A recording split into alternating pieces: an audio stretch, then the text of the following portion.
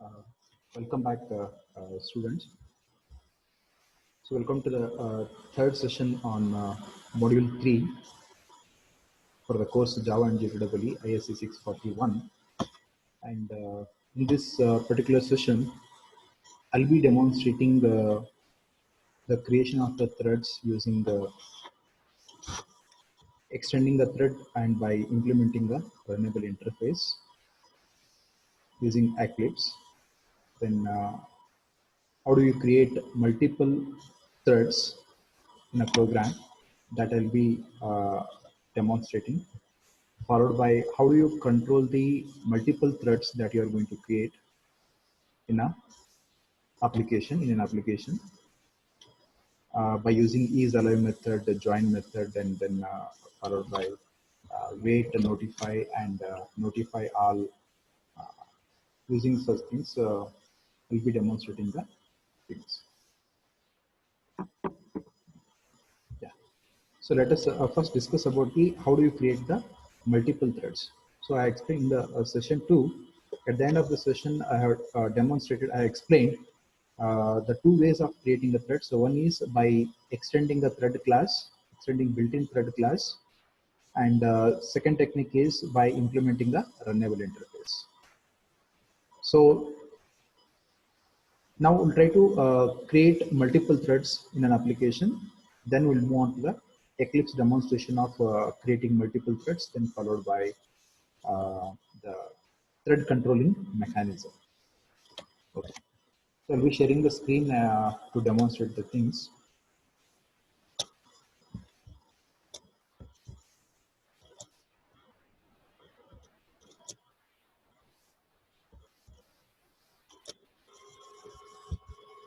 Okay, here I stopped.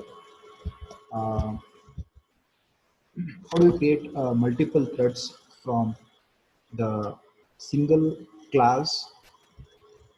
Either it is extended from the thread class or it is implemented the runnable interface.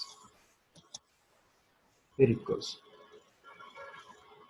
Here you are defining a class called thread demo, which is implementing the runnable interface, and the task of this uh, run method you are assigned to print the numbers from 1 to 100. So from this class where you are implementing the runnable interface, from the same I can create a 3 different threads, and also I can give the a name for each of the threads. And if you look at the run method, we are printing the numbers from 1 to 100. Counter is equal to 1 and counter less than is equal to 100. Counter plus plus. Then system.out.println of what we are doing. Thread is a built-in class. Dot current thread. So this dot current thread, it can be a thread 1 or a thread 2 or a thread 3. Dot get name means which returns the name that you are going to assign here. In the main method, you will be assigning the names for the threads, whether it is a main thread or second thread or whatever. So in order to refer to the when run method is called with respect to T1, I mean thread 1 or thread 2, accordingly the names will be displayed here. So thread is a built-in class. Dot current thread is a built-in method to refer to the current thread of execution. It can be a thread 1 or a thread 2, then followed by dot get name, which returns the name that you have assigned in the program. And after that, I will concatenate. So I'll just mention it as a thread is running. So I'll just try to print the numbers. I mean, we are printing 1 to 100 now. So that number, I'll try to print it here. That's what the job that you have assigned for the run method. So coming to the main method of the same class thread demo. So thread demo is equal to new thread demo. Create an object of the class where you have implemented the runnable interface. Now we have to create a third class and attach this thread demo. The first argument, this is my thread 1, and give a name for the first thread as a first itself. And your thread object where you implemented a runnable interface is a thread demo. Now again repeat this step for creating the second thread. Thread T2 is equal to new thread of thread demo comma second.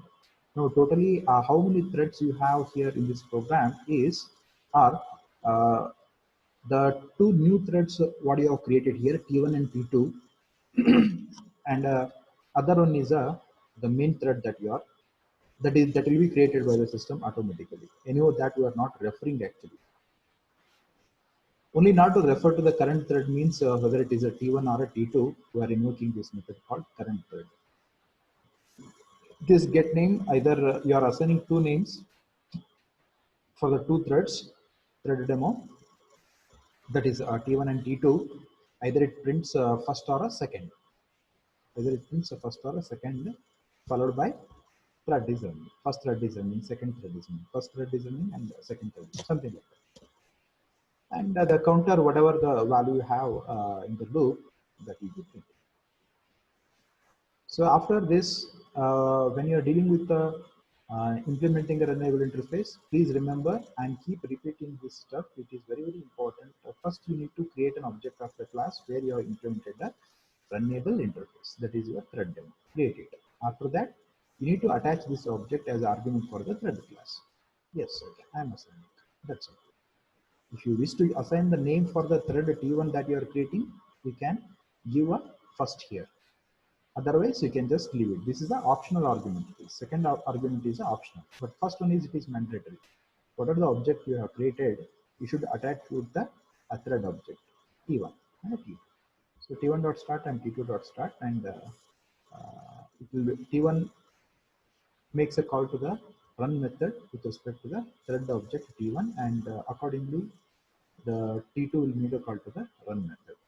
So now it is very, very interesting thing to know.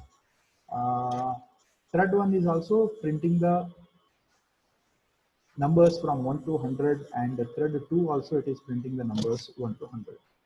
Now, what is the sequence to be followed by the thread 1 and the thread 2 to complete the task assigned for each of them? Your job is only to assign the task, but how that job or a task that is assigned for the threads completed, it will be decided by the system, because a thread scheduling is done by the thread scheduler, not by the programmer. So if you look at the output here, a thread is running which prints the number 1. Now this is the first thread is printing. I mean, first thread is running, and immediately it is a context. There is a context switch to the second thread. Second thread is running, and again first thread is it completed the printing of the number 1, and it continued with the 2. And the second thread printed 1, and the second thread printed 2 here, and again second thread 3, 4, 5, 6, something like that. This order, it is not in your control. It will be decided by the thread scheduler. So whatever the algorithm that is followed in the system for scheduling the threads, accordingly, it will be decided. Yeah, this is how we can create the multiple threads. So a creation of the multiple threads, I'll be demonstrating in the Eclipse. I'll show you the Eclipse, and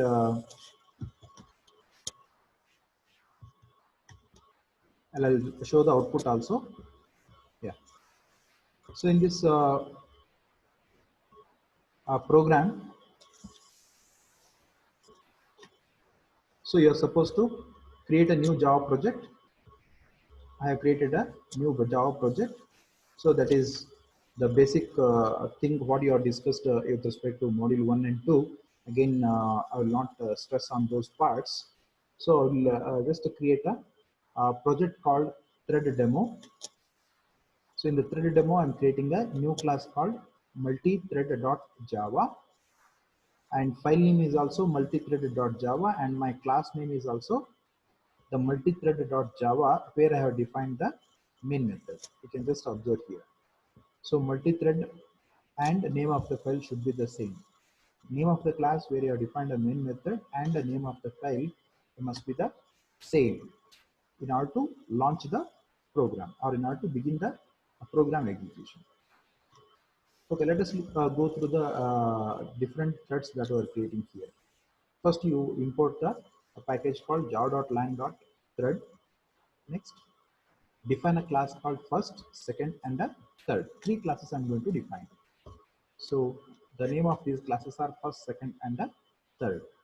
So how I'm defining the first class is by implementing a runnable interface. And the second and third class,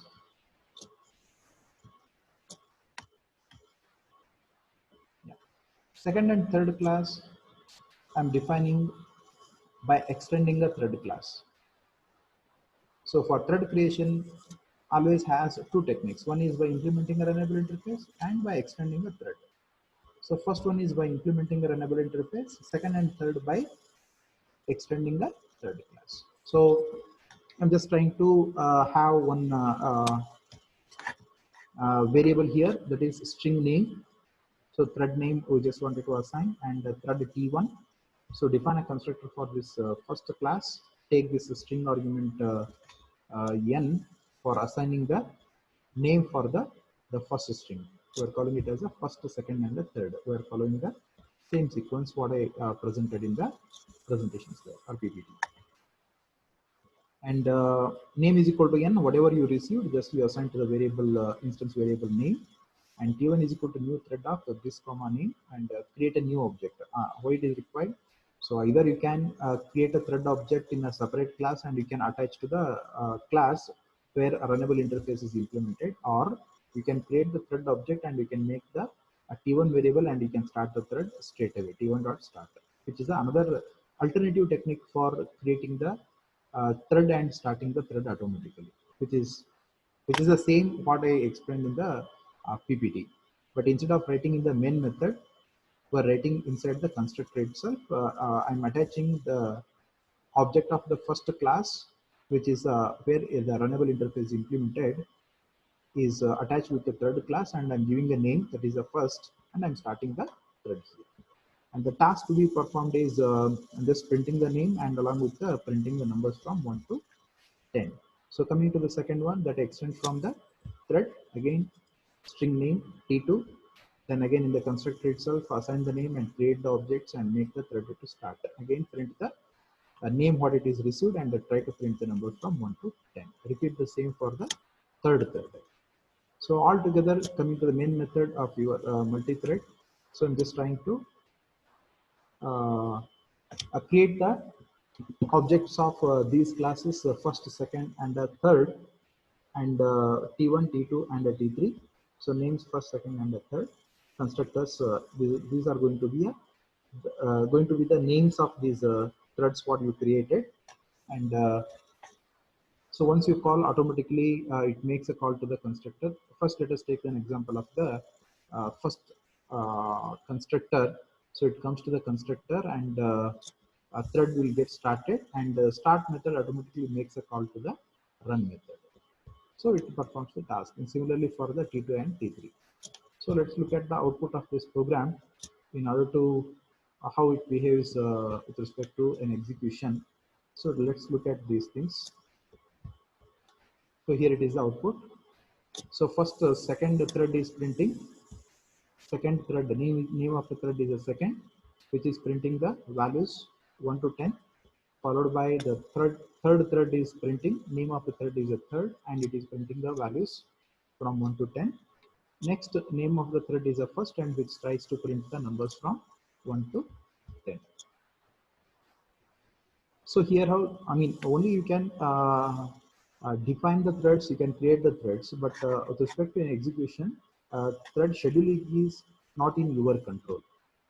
So that is the one very important observation we should have always when we are programming with the threads. Okay.